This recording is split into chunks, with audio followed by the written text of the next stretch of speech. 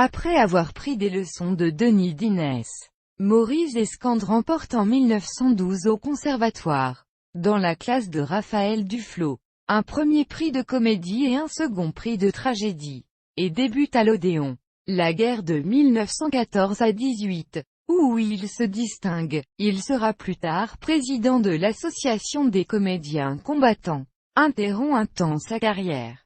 En 1918, il est engagé à la Comédie Française, débute dans Le Monde où l'on s'ennuie d'Édouard Peyron et dans les rôles classiques. Hippolyte de Phèdre, Pyrrhus d'Andromaque, Rodrigue du Cid, Curias d'Horace, Sévère de Polyeucte, Didier de Marion Delorme, etc. Élégant, doué d'une voix musicale, il interprète avec panache les princes de tragédie et les amoureux de comédie, où il joue de son charme et de sa désinvolture.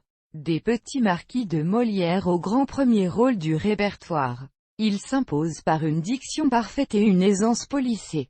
Dans le répertoire moderne, il joue les séducteurs et les aristocrates. En 1925, sur le point d'être nommé sociétaire, il quitte la Comédie Française pour une escapade de 8 années pendant lesquelles il va jouer sur les boulevards des auteurs contemporains comme Giraudoux, Judith, Jules Romain, Le Roi Masqué, avec Louis Jouvet, ou encore Léopold Marchand et Henri Decoing. Sollicité par Cécile Sorel pour jouer avec elle dans La Dame aux Camélias lors de sa soirée d'adieu, il revient ensuite au Bercail et est nommé sociétaire en 1936. Metteur en scène, sa prédilection va vers Racine, dont il a monté plusieurs tragédies. Musset et Marivaux, dont la sensibilité et l'élégance s'accordent à son tempérament. Il fait redécouvrir Suréna de Pierre Corneille dont il monte aussi Cinna et Polyeucte. Doyen depuis 1956.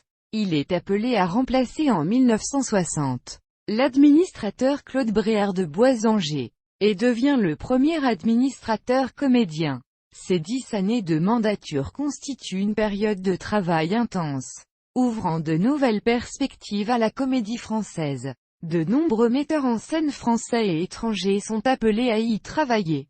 Des auteurs très contemporains, comme Audiberti, Ionesco et Chéadé, sont représentés, en tant que sociétaires honoraires. Il joue encore quelques rôles de prédilection jusqu'en 1971, ceux d'Orgon du jeu de l'amour et du hasard, et d'Auguste de Cinna. Professeur, il a formé de nombreux comédiens, parmi lesquels Jean Chevrier, Georges Marchal, Jacques Charon, Jacques Dacmine, Serge Reggiani, Michel Bouquet, Micheline Boudet, Louise Comte. Au cinéma il a tourné dans quelques 70 films dont le premier avant la guerre de 1914 à 1918. Dans le dernier, Martin Soldat de Michel Deville, on le voyait dans son propre rôle d'administrateur général de la Comédie Française, un an avant sa mort, à l'âge de 80 ans.